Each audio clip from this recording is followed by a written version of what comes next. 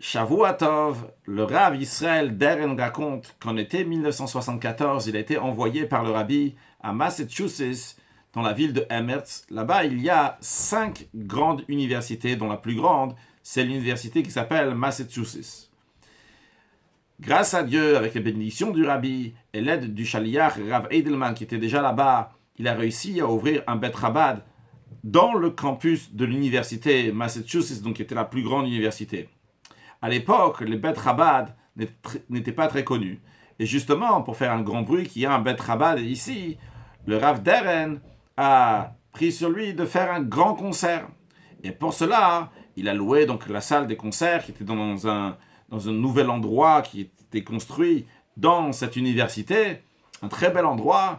Et il a invité un chanteur, Theodor Beikel à l'époque, donc c'était une grande star. Et il a fait plein de flyers, il s'est mis entièrement, sans aucun calcul, à diffuser, à faire un grand bruit pour faire ce concert. Comme ça, les gens ils vont être au courant qu'il y a un Bet Chabad ici. Bien, les préparations avancent. Ça arrive le vendredi après-midi, 2 jours avant dimanche, quand il va y avoir le concert. Et il téléphone au bureau de vente des billets du concert. Il leur demande combien de personnes se sont inscrites. Et la secrétaire lui répond 87 personnes. Alors, le Rav Deren, qui avait prévu donc une salle pour 1000 personnes, il a dit non, il y a une erreur, on ne parle pas du même concert.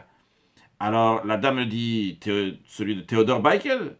Il lui dit oui, je vous répète, 87 personnes. Oh, quand le Rav Deren a entendu ça, il était complètement démoralisé. Il a passé un Shabbat très très difficile, et pendant le Shabbat, il est monté au 2e étage du Bet Chabad. De là-bas, il pouvait voir donc la salle de concert aussi. Et il réfléchissait, il disait, t'es venu ici pour faire un Kiddush Hashem, pour montrer la beauté du judaïsme, et voilà ce qui va se passer demain dans cette salle-là que tu vois de tes yeux. Ça sera vraiment une grande honte. À la place de faire la mission du Rabbi, ça va pas aller bien. Et en réfléchissant, en pensant, il se dit, si seulement j'aurais pu écrire une lettre au Rabbi, une lettre par la pensée. Le Rav Israël Deren s'est rappelé d'une histoire de Rav Mendel Futterfass. Après la 2e guerre mondiale, le Rav Mendel Futterfass a aidé énormément de Juifs à sortir de la Russie.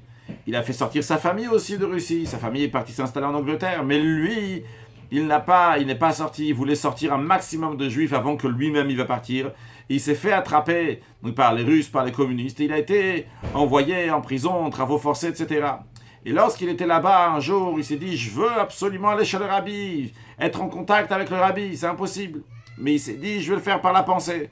Et par la pensée, il a fait toutes les préparations qu'il faut pour aller chez le Rabbi. Il écrit une lettre au Rabbi par la pensée. Et il va chez le Rabbi par la pensée. Il donne sa lettre au Rabbi par la pensée.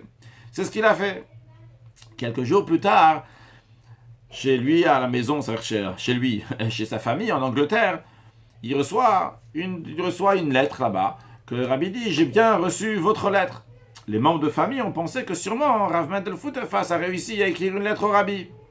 Uniquement des années plus tard, que lorsqu'il est sorti de Russie, on lui a demandé c'est quoi l'explication de cette lettre. Et il a dit qu'il n'a jamais écrit une lettre au Rabbi. C'est la lettre qu'il a écrite par la pensée et que le Rabbi lui a répondu. Alors Rav Israël Deren s'est rappelé de cette histoire. Il s'est dit, si seulement moi je serais au niveau de Rav Mendel Futterfass, moi aussi j'aurais écrit une lettre au Rabbi par la pensée. Et il a pensé au Rabbi, Rebbe, aide-moi. Bien, le jour est passé, Shabbat est passé, ça arrive dimanche. Et d'ailleurs, dimanche aussi, c'est pas super bien passé parce qu'il avait un rendez-vous avec des donateurs. Il avait demandé au traiteur de venir, le traiteur s'est trompé d'endroit. C'était pas très très bien. Et suite à ça, il va à la salle de concert et sur le chemin, il se dit, c'est ma fin. Et en arrivant là-bas, à sa grande surprise, il voit une queue énorme de gens qui étaient là-bas, qui faisaient la queue pour aller à ce concert-là. Lui, il avait fait photocopier la bénédiction du Rabbi pour l'inauguration du Bet Chabad par 1000 exemplaires. Et finalement, il y a eu plus que 1000 personnes qui étaient à ce concert, qui a été une très très grande réussite. L'histoire ne se finit pas là. Au concert, il y avait aussi la grand-mère de Rav Israël Deren qui était là-bas. Et juste après, elle est partie à New York pour rentrer en Yechidut, en audience chez le Rabbi, vu que la sœur de Rav Israël Deren était Kala, était fiancée, et donc elle rentrait en Yechidut chez le Rabbi, donc avec d'autres membres de la famille. Donc la grand-mère aussi était là-bas. La grand-mère donc, est rentrée en Yéchidout le soir et elle a dit au rabbi qu'elle était au concert. Le rabbi s'est intéressé, est-ce qu'il y avait des médias, est-ce qu'il y avait des gens du gouvernement, des représentants qui étaient là, etc. Et après, le rabbi lui a demandé combien de personnes il y avait. Et la grand-mère de Rav Israël Der, elle a répondu, il y avait plus de 1000 personnes. Alors, le rabbi a dit plus que 1000 personnes, et pourtant, Israël, il est très inquiet hier. Ok, la grand-mère de Rav Israël Der, elle était sûre que, sûrement, Rav Israël Der, il a écrit une lettre au rabbi, qui était très inquiet. Uniquement après, il s'est avéré, elle a compris que Rav Israël Der n'avait rien dit au rabbi, mais que le rabbi, en effet, avait lu ses pensées et était attaché à lui. Le Rav Israël Der conclut cette histoire en disant « Le rabbi a dit plusieurs fois aux shluchim que lorsqu'ils vont en mission du rabbi, eh bien le rabbi voyage avec le shaliach. Le rabbi a dit « Je voyage avec vous ». Alors cette histoire de Rav Israël Der, elle s'applique aussi pour chacun de nous. Le rabbi a dit que dans notre génération, tous les juifs sont des shluchim, des émissaires du Nasi Ador, du chef de la génération.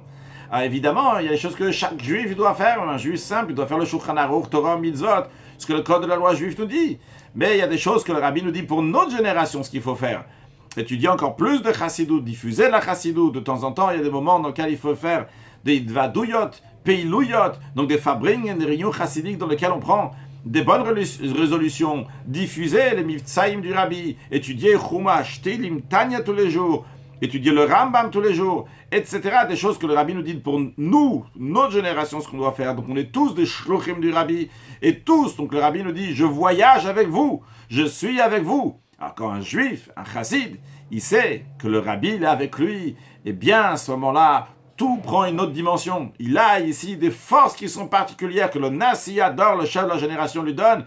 Et à ce moment-là, tout ce qu'il fait, il est fait de manière de Faratzta, Yama, Vakenba, Vetzafona, Vanegba, de manière qui brise toutes les mauvaises barrières. Et même les bonnes barrières, il les brise pour aller encore plus haut dans tous les sens. Donc que ce soit à l'ouest, à l'est, au nord et au sud, dans tous les sens. Et qu'il a une bracha qui est le malamina teva beteva, au-delà de la nature, qui est dans la nature. Et la bracha du Admur Azaken au Chassidim, que Yad Chassidim à la Lyona, que les Chassidim vont toujours réussir.